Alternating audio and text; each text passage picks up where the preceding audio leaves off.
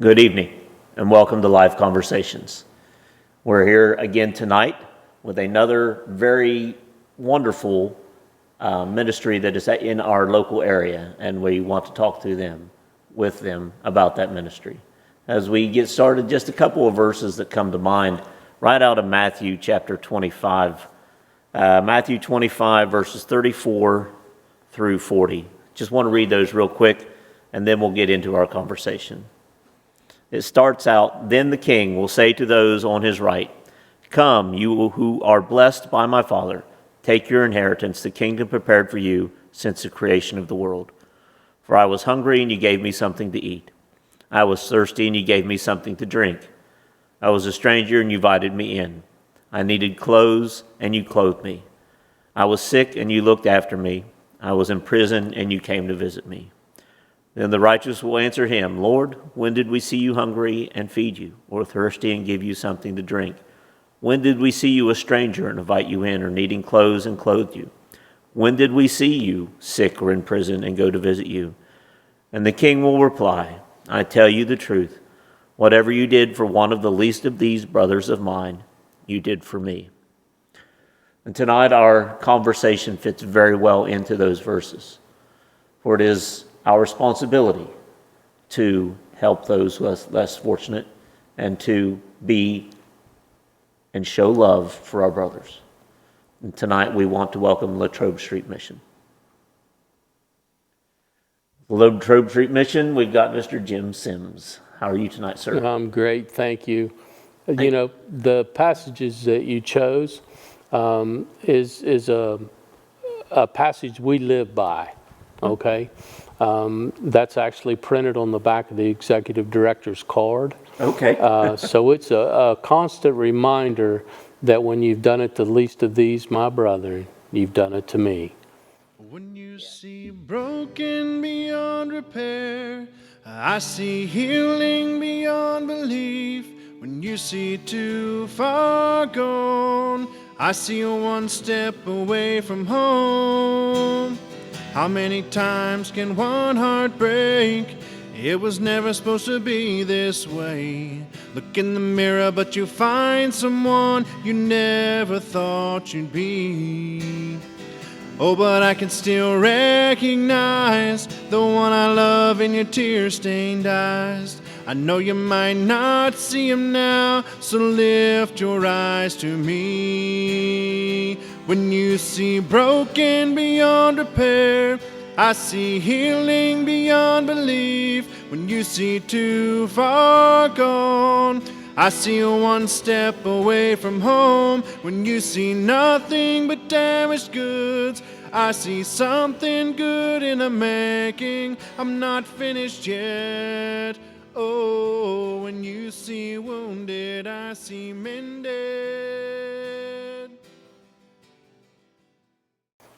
Yeah, it's always amazing that verse comes to mind to me, and it comes to mind when I see those that are out there. You know, a lot of people will talk about the angels in disguise.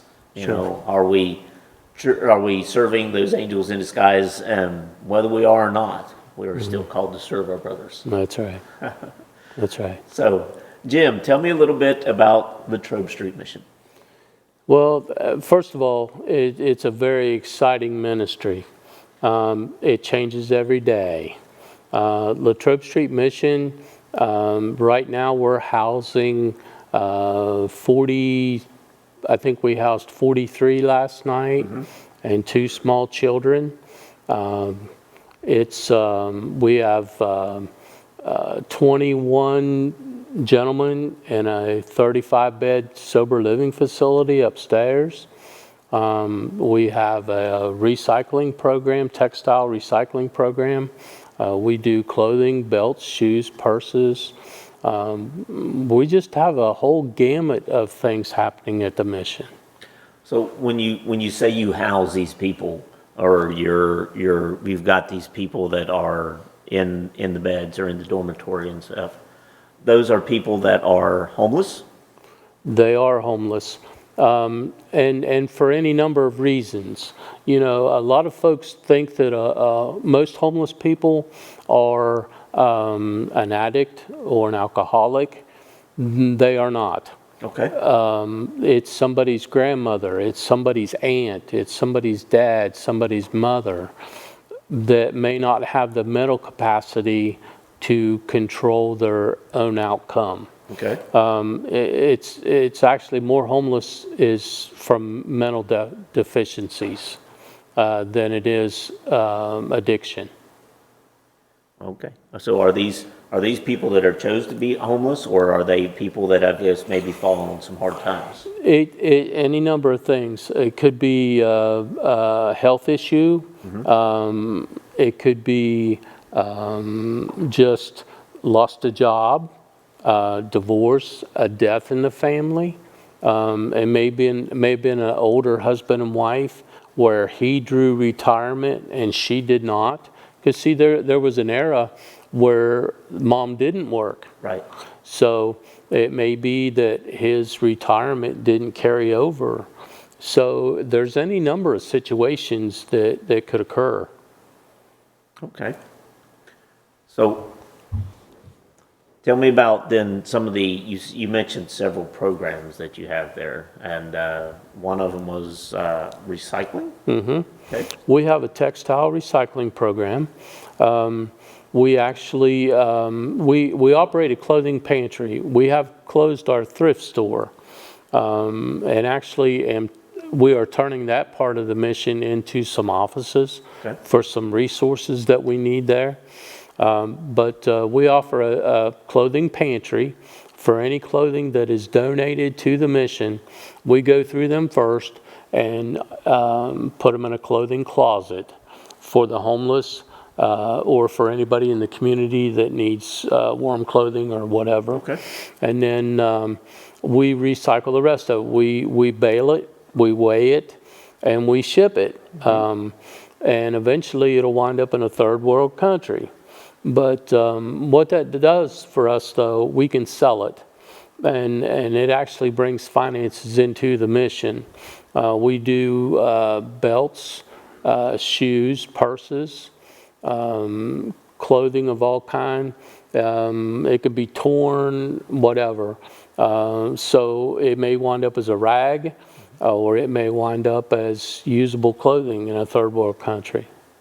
So you said baling, and I'm an old country boy that I go out and I bale hay. And so I'm going to have to come in and see your baling machine. Well, our baler actually spits out about 1,100 pound bale of clothing. Wow. It's pretty heavy. Yeah. And it takes about 40 of those bales per truck. Okay. So that's a lot of clothes. That's a lot of clothes. Absolutely. But believe it or not, even through COVID, the donations still come in because we have drop boxes. We have some that are scattered throughout, but we have 4 right at the main entrance of the mission, and they can literally pull off the sidewalk, drop the clothing in the box, and just drive on. It's Okay. that simple. Wow. So, Very good. but it's a good program. Sure. Absolutely. It sounds great. So what do you use those resources for? So when you say you're spending that, you're baling the clothes. We and bail you the sell them. clothes and sell, but that helps us pay the bills. Sure. You got bills to pay? Yes, sir. Gas and electric and phone and cable and there's just a whole. I actually refer to the mission sometimes as at Thanksgiving when the whole family comes to visit and then part of them decide to stay. Yeah. That's kind of what the mission is. You're always running out of toilet paper, paper towels, bleach products, Sure. the wipes, and it's just we have wonderful community. Our community has stood behind us since we opened. the churches, the civic organizations, the private individuals really step up. And most people follow social media, so we can actually put it on our Facebook page of a need, and usually that need is met just within a matter of hours. Wow. Not days, but hours. Yeah. You know, when the toilet paper shortage occurred, we never ran out. I can just honestly say that our community stepped up and really helped out. Wonderful. So, how many local churches are supporting Latrobe Street? Oh my! You know, actually, I don't have an actual number, but it is a bunch. Wow. And we actually have churches in Pleasant County that help. There's a gentleman up there he's actually on our board of directors he schedules the churches that do come and do food, you know, in the evenings. Sure. He schedules those and shops if there's a church that needs to leave the program or do something different, he'll find another one to fill that slot. But all over, I mean, my goodness, we have folks from Ravenswood. We have just all over. It's amazing the community. We have churches in Ohio, so it's all about the body of Christ coming together. And just like I said, when you opened with that passage, that's just perfect because it is the body of Christ looking after the body of Christ. So wonderful, wonderful. I think about that every once in a while. Bethel is part of that schedule, and Grant is one of the people that helps head that up for our church here, and he does a great job of keeping that going. And we are blessed with his service and dedication to that. But that's once a month, I think, that Bethel serves, or is it? I don't know. See, I don't do that. That's and that's another one. Of course, I have an executive assistant, you know, and all that, and she's a wonderful lady. She's got a heart for people, but that's the organization. Do you want to talk to the man in charge or to the lady that knows what's going on?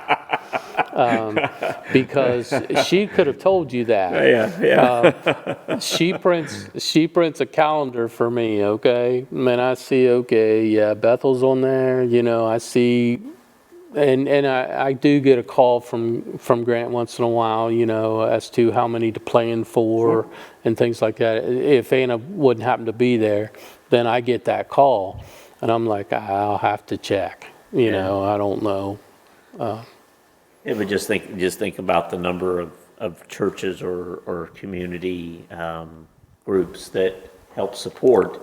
You know, if Bethel is supporting once a month, that's one meal. Well, that's just one day, and there's 30 days in a month, and however many meals are being served, and having all of that covered through the support of the community. That's pretty cool. There's a few evening meals that we do provide on our own, but for the most part, they're covered. And we do breakfast and lunch every day. Okay. We actually have a cook on the payroll. Yeah. Right now, she happens to be my youngest daughter. Okay. We're going to make this a family affair, I guess. But no, she's in college. But most of her college classes are online right now due to COVID. So she has time at home. She thought she loves to cook. Why she went into nursing, I'll never know. But nursing, huh? Yeah, she's actually studying. That's my youngest daughter. Is studying in the nursing program at WUP right now as well. Okay. Well, she's actually at Washington State. Okay. I think is where she's studying. Very good. Yeah. Oh, that's cool. So about how many people normally are there for an evening meal? I think for the most part, we try to figure probably 50. 50. I think we're, if, and Grant's probably thinking, that's not what you told me, but, but it will go anywhere from 50 to 70 probably. Yeah, Yeah. 60 maybe. Okay. Yeah. Wow. That's a lot of people. Yeah, and think there's been days that we'll do 100 for breakfast. Wow. Yeah. Matter of fact, we will run out of like what we prepared, like the eggs and that sort of thing, and just have to provide cereal or something. Yeah. But we have done as many as 100. And that's documented. The numbers that we do for breakfast and lunch, we actually have them sign a slip. They sign a sheet when they come through the line, Right. so that we can go after certain grant monies and things Sure. with those numbers. Absolutely. But yeah, that's documented. Wow. But that's 100 people coming through the line, or somewhere between 60 and 100 people coming through the line every day. Every day. Every day, and not all those people stay at the mission. Oh, no, absolutely not. Yeah. A lot of them's, well, and we've come to know our neighbors.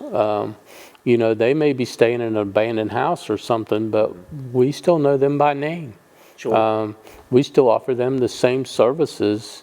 Matter of fact, the other day, last Friday actually, the health department came and did a vaccination thing where they actually did the COVID shot, the one and done, the Johnson & Johnson Yes. shot, Yeah.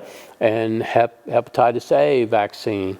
Wow. And it was open to our community. Okay. It was open to the homeless community, and there were folks off the street that, because we advertise those things, that it is available, and they take advantage of it. Well, good. I didn't know that had happened, and that's wonderful that the community would step up and do that. Wow. And then you have the facility to allow them to come together. Exactly. Do most of the people that come through the Latrobe Street feel safe? I believe they do. We actually have folks that come out of domestic violence situations. We've had folks that just come out of a bad situation at home, being a young person, maybe living with a stepfather or something of that nature, to where they've had issues where they couldn't stay any longer. And I believe that they come to the mission and do very well, kind of get things back on track. They may start a counseling program at Westbrook, see a doctor. Sure. Get with connections that Westbrook's offers, all those programs, housing, and then there's the there's programs for young people through the West Virginia Children's Society. Okay. So there's, we have a whole booklet of resources where if somebody comes in and there's a particular need, we can get them plugged in just in a short amount of time. Veterans, that's a big thing. If we get a homeless veteran in the shelter, we have a local person with the VA Association, and they have them out of there in just a heartbeat. Okay. Excuse me. Set up through the VA, you mean? Yes. Okay. Veterans Administration. Yeah. Well, very good. So when you say people coming and going and moving through, is there a time period for people that come through, or a typical time period? Is it somebody that comes in like for the first time to Latrobe Street? Are they there for 3 days, 6 weeks, 4 months? It's really hard to say. Yeah. It depends on what the need is, or how severe the need is. It's really hard to say.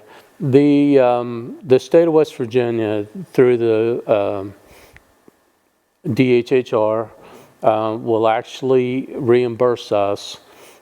I think it's $10 a night for 8 weeks, for up to 8 weeks. Okay. So that helps pay the bills too. Sure. But then after that 8 weeks is up, it's on our dime. Okay. It's on us then, their stay. So we just, for whatever reason, it may be a short stay. They may not complete their 8 weeks, or it just depends. It varies. I'm gonna have to cough again. Huh? I'm gonna have to cough again. Okay. Allergies. Oh yeah, It's tis blue- the season. It's blooming in West Virginia. Yeah, I was out today and it was all blowing around. Oh, in the wind. yeah. I've been very blessed not to have allergies. Knock on wood. my My wife struggles with them some. My but truck was turning green sitting in the yard today. It was like, wow. But yeah, sorry about that. That's fine. So as the seasons change, the people that are the homeless, the people that do need that assistance, do you see that shift in that change? Do you have more needs through the winter months, through the colder months than you do through the summer months?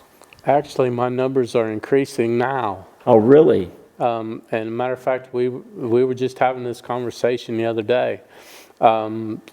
Through winter, we were averaging in the 30s probably a night. But we've topped the 60s here in the last little bit. Wow. A couple times. But yeah, our numbers are going up right now. And not really sure why. But it's happening. Yeah, that seems odd, and It did that last year, Okay. believe it or not. Last winter, our numbers weren't low, but still. But come springtime, they actually went up, wow. which kind of floored us a little bit. Sure. I think that was the first time it ever happened. But we've had as few as 11. I've had as many as 80. Stay at night. In the homeless shelter. Wow. That's not counting sober living. That's in the homeless shelter. Wow. So you just never know. Yeah. And we have the capabilities, and I'm going to tell a story if that's okay. Absolutely. Just a few weeks ago, we got a call from a pastor friend of mine down in Ravenswood. And he said, Pastor, I've got 30 people that have just been displaced out of a motel that caught fire. Oh, no. And it was a bad fire. And I said, well, Frank, how many are you going to bring? And he said, well, I'll let you know in a little bit. Well, there were 12. But my dormitories were essentially not full, but almost to capacity. Sure. But what the staff did, all I had to do was tell them that we've got 12 guests coming. There was, I think there were nine men, 3 women at the time. And they'll be here in about an hour and a half. And in an hour and 10 minutes, we had our rollaway beds set. We had, they were made. The bed linens were on them, the blankets. We do a bag of hygiene products, body washes and all that. Sure. Towel, washcloth, everything was folded on that bed. And I'm going to tell you what, it was humbling. It truly was, to know that the good thing was to know that we were capable of doing it in a short amount of time. Right. We were able to step up, and the staff, I say staff, these folks are volunteers. Yeah. They're residents that live there. okay? But yet they take enough interest to help their brother Yeah. that all of this was, laid out, done. And when that school bus from Jackson County pulled into the parking lot and my pastor friend got off the bus, the mayor of Ravenswood got off the bus, it was kind of humbling. It really was. Because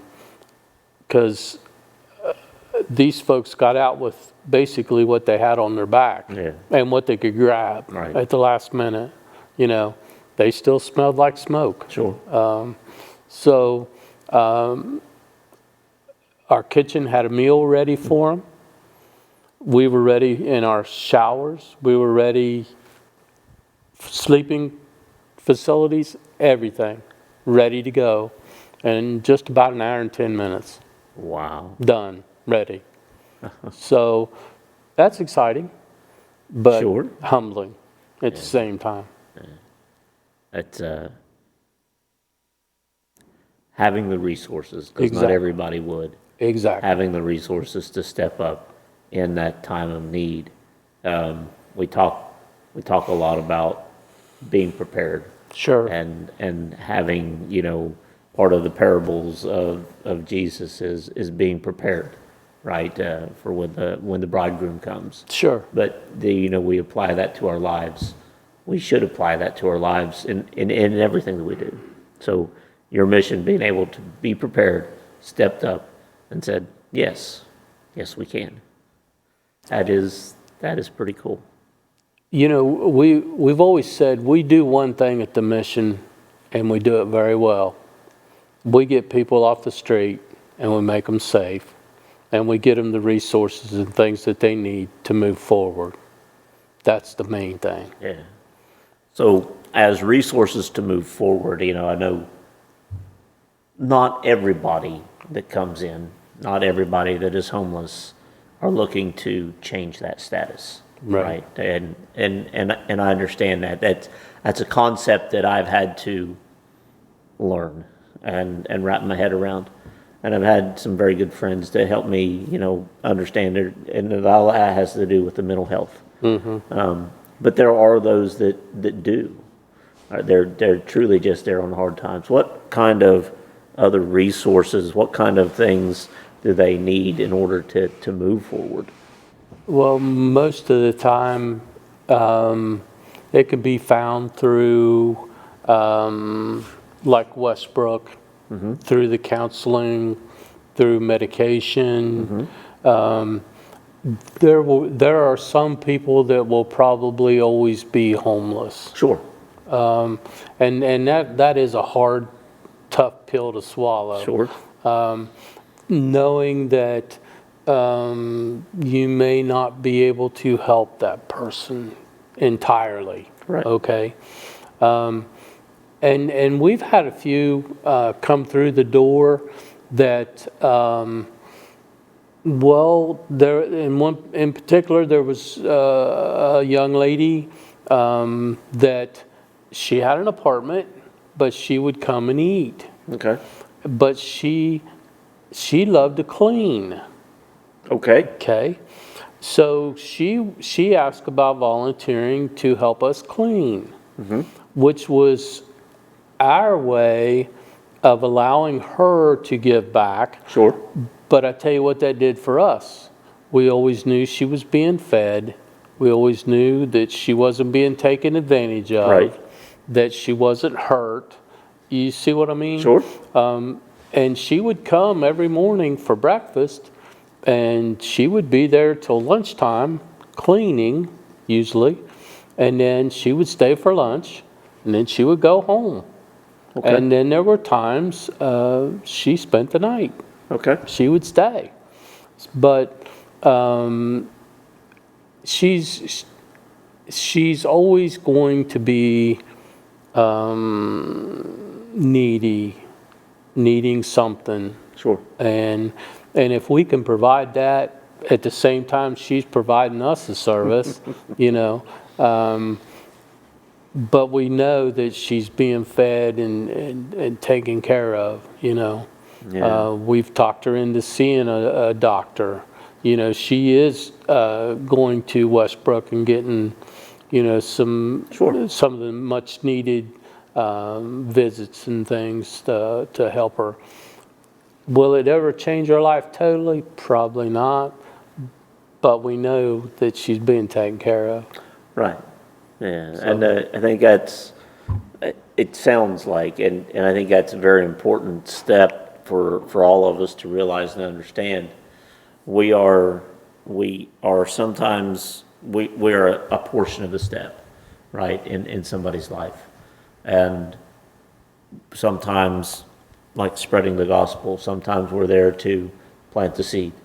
Sometimes we're there to just lead by example. Sometimes we are there to walk somebody through and help somebody accept Christ. You know, but we are all just part of that spoke in the wheel, you know, that process for each person. And as long as we understand that we're helping where we can, and the goal is to just do as Christ has told us, to help, you know, to provide what we can. You know, I resigned my church to become a part of the mission. And most people still refer to me as pastor. Okay. Even the folks staying at the mission refer to me as pastor. Yep. Every day. I had a lady walk by the office the other morning, and she seemed pretty chipper for some reason. I'm not sure, but she said, "Pastor, do you have time for prayer?" And I said, "Well, sure." So she come in and sit down at the end of my desk, and she stretched out her hand, and she said, "Today I'm going to pray for you." Wow. God knows our needs. So you know that you're making a difference in people's lives. Okay?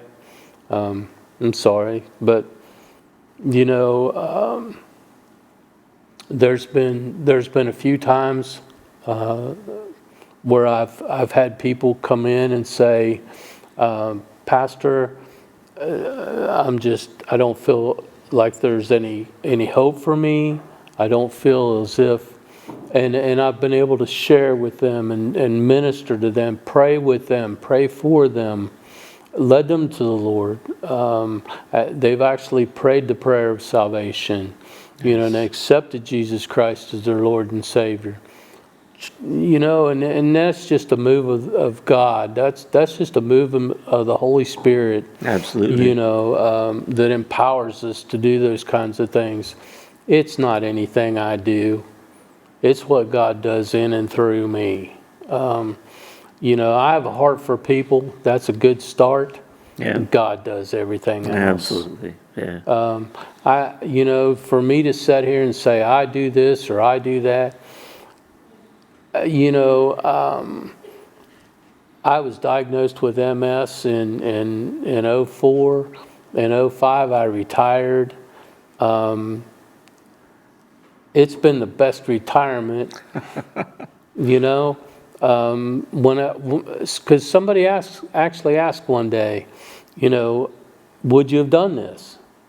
Well, if I would have still been working, I would have never thought about going to the mission or, you know, being a minister. You know, even though I did, you know, I was bivocational. I did work and minister at the same time. Sure. But always busy. You know, it was always something. Yeah. There's always something to do. Yeah. But then when I retired, it was like I'm still in the ministry, but yet I can do something like this, and you know, it's just the doors have opened. You know, what Satan meant for harm, God turned for good. You know, I feel in my life. Do I struggle a little bit? Some days. Sure. MS is nasty. You know, I have issues I have to overcome every day. Yeah. But just by the grace of God, every day, and I'm going to tell you, I was so happy to find out that I was essential. Last year, I was deemed essential. I never missed a day. Good. And I can honestly say this, not one homeless person in that shelter tested positive for the virus. Wow. None. Wow. None. We went an entire year. None. Well, that is truly God's hand of protection. Exactly. Exactly. And that's not any man. That's not any program. No. That's just the grace of God. Absolutely. Yeah. Wow. So you said you were a pastor at a church, right? Yes. Yes. Okay. What church was that? We were actually in Pleasants County Okay. at Wind of Acts Ministries. We did minister at the Celebration Center for a season. Okay. I was the associate there for a while. I planted my first church in '94 in Harrisville, West Virginia. Okay. I was over there for a couple years. That was the best Bible college I ever attended. But then, but no, we've been involved in ministry for over 20 years. Man. It's been an experience, a good experience. Am I any wiser? I'd like to think a little bit. But there again, it's just by the grace of God. Yeah. For sure. But no, and I say we, that's my wife, that's my family, we've done that. When we planted the church in '94 in Harrisville, my son did my sound, and all I could see was his little head. He was 5 years old, he sat on a stool, and I could barely see his head over the sound booth, you know. But he was 5, so it's been a family experience, Wonderful. How many kids do you have? I actually have 3. 3. Okay. The first 2 were twins, a boy and a girl. They're actually 33 years old. Okay. And my youngest is 23. Okay. They're 10 years apart. Abby still lives with us, and of course she is the cook now at the mission. But this afternoon, my grandson come to visit. He just turned a year old in February, and so it's been good. I've got 3 granddaughters. They live up in Canton, Ohio. Okay. So I don't get to see them as often as I'd like. It's just a bad situation, but it just is what it is. Well, I got 3 kids, and my oldest daughter lives in Florida, southern Florida, not northern Florida, which is, there's a big difference in northern Florida and southern Florida, and that difference is 4 to 6 hours. Oh, yeah. I understand. Yeah, but my oldest daughter lives in southern Florida with with grandkids there. We don't get to see them very much, so it's tough.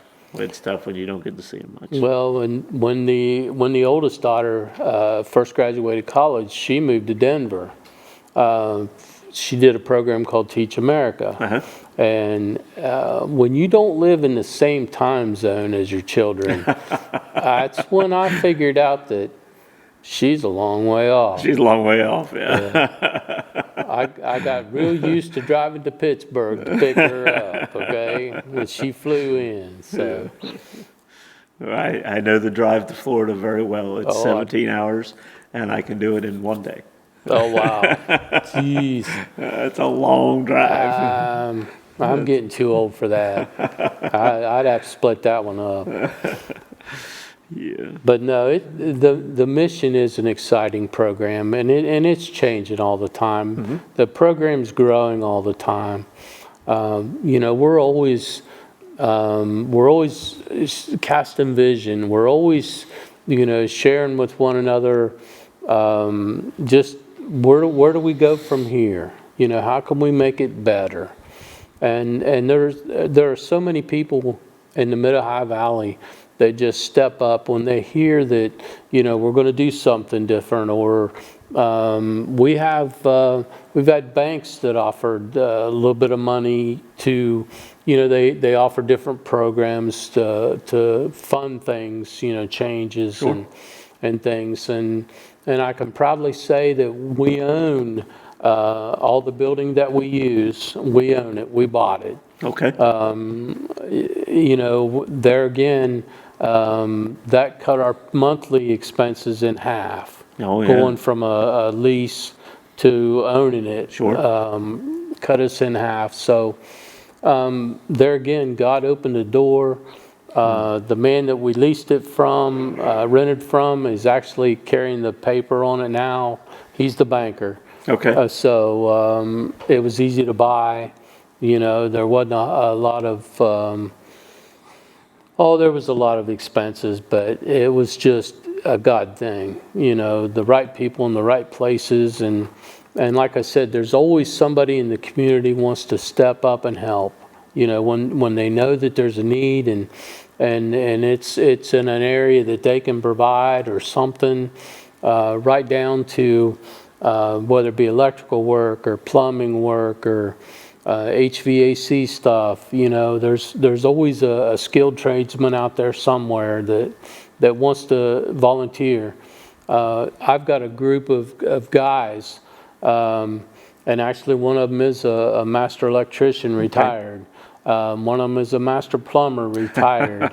One of them was an insurance salesman, and they call him a gastrician because he just does it all. Okay. You know, he helps them all. But those three gentlemen, it's amazing the projects we've been able to do, you know, because we've had them on board. Sure. You know, and they would give the time, and they're all good men, just good godly men, and you can just tell they're like, well, what's it going to be this month? You know, what are we changing now? You know, what are we building now? But one of these days we're going to run out of room there. So and we may need to grow. so is that a good thing or a bad thing? Well, it's not a bad thing. You know, to run out of room is not a bad thing, because that just means we're growing the program somehow, you know, either through the homeless community or through sober living and recovery. There's so much of a need in the area. Just like I shared earlier, you know, we do have the 35-bed men's facility upstairs. We're eventually going to do... Which is the men's facility for the sober living? Mm-hmm. Okay. Upstairs. Then we're actually going to do a women and children's sober living facility in another part of our mission. We've got to do some remodeling and things, but you know, there's a course of action. Yeah. Things got to take place, but we're looking to open it. I'm going to say within a couple years, but we're always looking to do something. It's always, you know, we're growing our recycling program. You know, we shipped, I believe it was 8 trucks last year. I'd like to see us do 10 or 12 this year if we can, you know, but we always set obtainable goals. Sure. And so far we've been able to reach them. And there again, that's just by the grace of God. Yeah. If it wasn't for God. And we do have a good, if I can say it this way, giving community. We live in an area that just, they'll pour their heart and soul into everything, you know.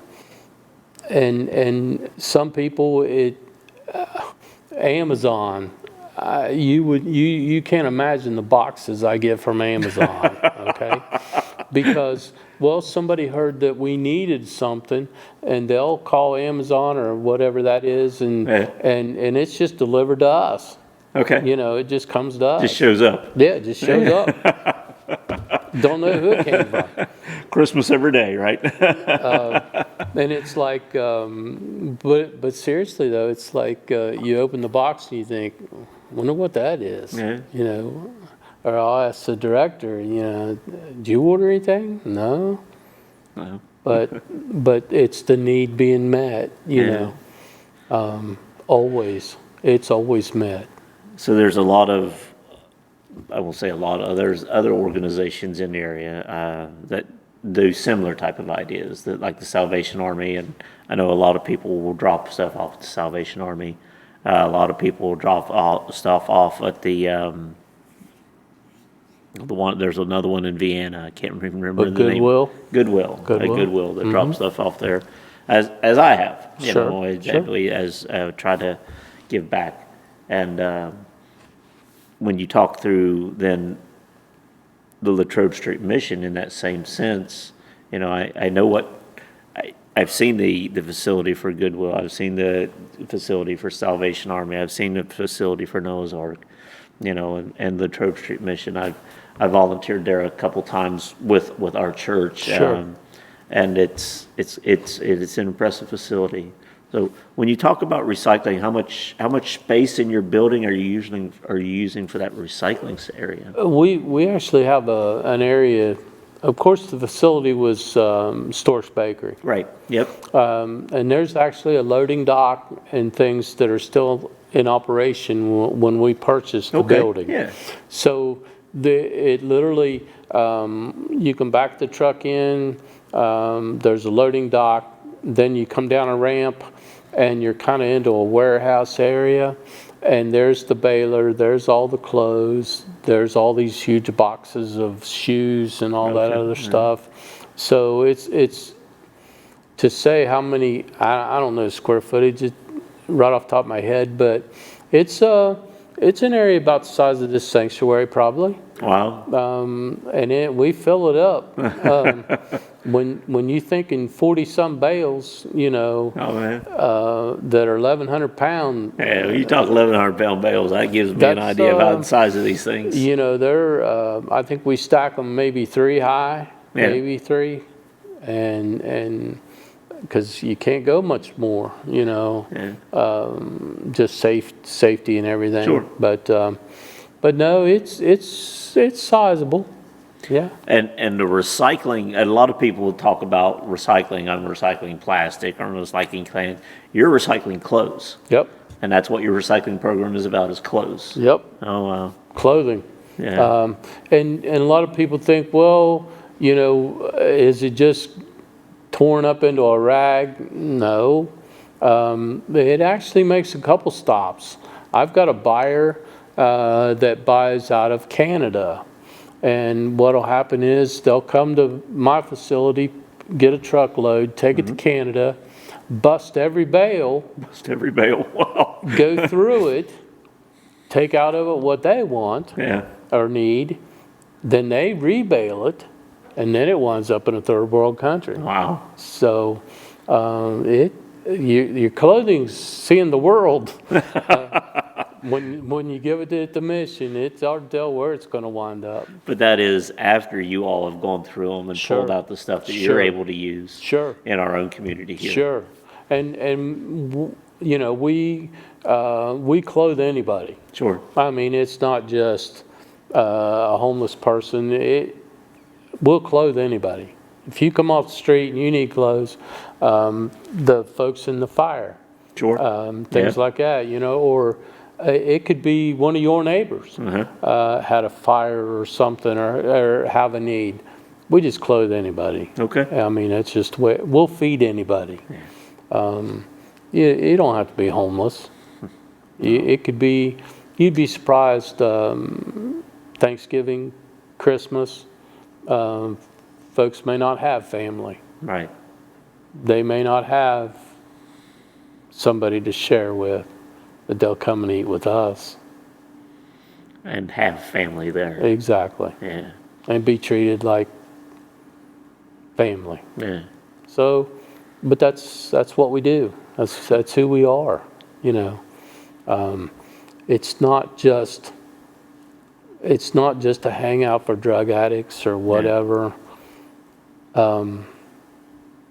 Sure, there may be drugs at the mission, but I'm going to tell you what, as soon as we find out about it, or as soon as we catch them, do we throw them out? No.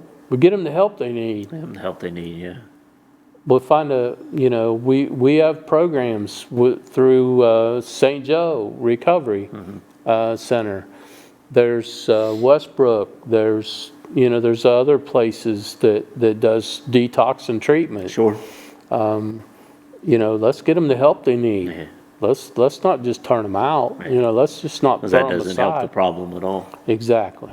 It doesn't. We're all about let's treat the need. Let's get them the help they need. Sure. Whether it be psychiatric or whatever. Let's get them help. So speaking of help, as you've said several times now, the community that we have here, not just local Parkersburg, but Wood County and surrounding counties over into Ohio and other places, have really do a wonderful job of outpouring to you and to the mission Sure. to support the work that is being done there. How can we help? How can we help? Just continue. I mean, to begin with, keep us in your prayers. Sure. First and foremost, we need your prayers. Yes. Second, if you've got just spare change, and there again, it's just like I said earlier about the family coming at Thanksgiving and part of them staying after the holidays. You can just about tell that it's cleaning supplies, it's hygiene products, and I hate to keep beating that drum, but that's where it's at. We use laundry detergent. Most of that's liquid, believe it or not. I don't know why, but they tell me we want liquid detergent. Okay. I've got a lady that does the laundry for the homeless community. Wow. Wow. We're, you use a lot of things. We try to bleach mop at least twice a day. Yeah.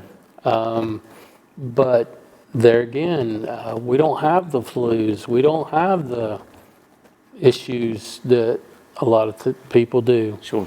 The young lady I told you about earlier, she wipes everything with those Clorox wipes, the bleach wipes, doorknobs, handrails, countertops. We do all. Sounds like an angel in disguise. Well, I'm telling you, I wouldn't want to do it, Right. but she loves it. Yeah. And she cleans the windows. The door glass actually gets a lot of little fingerprints. Oh, yeah. But I'm telling you, she cleans the door glass. And it's spotless. But there are folks that stay there that take pride in being there. Sure. It's their home for the time being. Yeah. And there are those that want to step up and help and we we require some help. They've got a chore list. Okay. It's not just lay around watch television kind of place. Yeah. We get up at a certain time every morning. Do they have to leave the facility? No, they can stay all day. But we ask them to go to Connections when the bus comes, Right. to get the resources they need. Or, we've got clothes we've got to bail, or we've got clothes we've got to go pick up. Sure. We go to some different thrift stores and things in the area, and we actually pick up clothing. Yeah. And we do that. We go to Elizabeth. We go to Smithville. We go to Gloucester, Ohio. We go to Chester. I mean, we travel around and pick up clothes. But that's what keeps our program going. That takes a truck driver. That takes a man or two to help. Sure. So, but it's just a community that steps up and really just provides a service that's just, other than Salvation Army, we're the only homeless shelter in the area. Right. Athens and Clarksburg is Okay. next closest. Wow. Washington County does have a home, but there's criteria to get into the Washington County home. But we're the only story in town. This is it. But like I said, we do one thing and we do it very well. We get people off the street and we get them safe, get them the resources they need. And you change their lives. I'd like to think, but there's some of them changed his mind.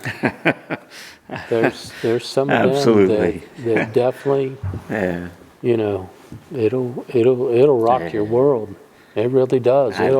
Grant has come back and told stories of some of the different people, or Jim Hammond or Sam Arnold, and they of how not just how they have served, but how their lives have been changed through their service, and it is amazing how God works through, not just through us, but through others for us. That's right. So That's exactly right. And see, they do that once a month. yeah, I do that every day. Think about that one. It's an experience some days. Wow, There's some days I do go home saying, wow, wow, yeah. wow, wow. But it's been a good experience. It's been, geez, I don't even know how to describe it. Humbling in some Sure. aspects, but very, well, I'll just be honest with you, they school me every day.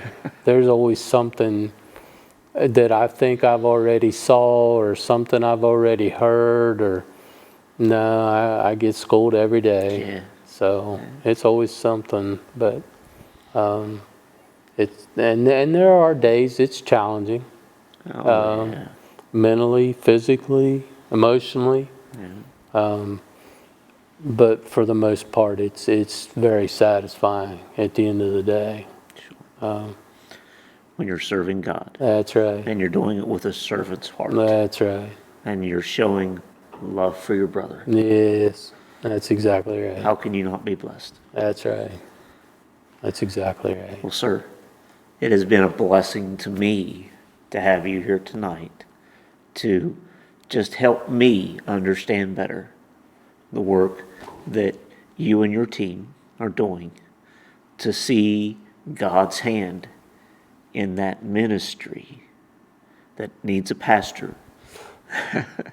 So thank you for that service that you are providing. And I feel very blessed just to have this conversation and to be able to think that I might have just a small part in it. Thank you for having me. We've never really thought about using social media to get the word out. Sure. Like in this type of setting, we post things on Facebook and stuff, but I'm thinking that we're going to see fruit from this as people see this and are able to maybe understand more about the mission, and I think we're both going to see fruit from this. I really do. So thank you very much. Thank your church for being involved every month. Thank you. You're certainly welcome. And thank you to all those others. Oh, yes. There's words can't describe. Thank you. As we close out here tonight, my life has been touched again through these conversations, and I hope yours as well. If you want to know a little bit more about Latrobe Street Mission, if you're a big part of that service to our community by helping support them, thank you. And if you want to know a little bit more, they have a website, they're on Facebook, and just reach out, stop by, maybe pick up one of those cleaning supplies and help wash a window. Thank you for all that you do to help them, and I hope you've had a good conversation tonight.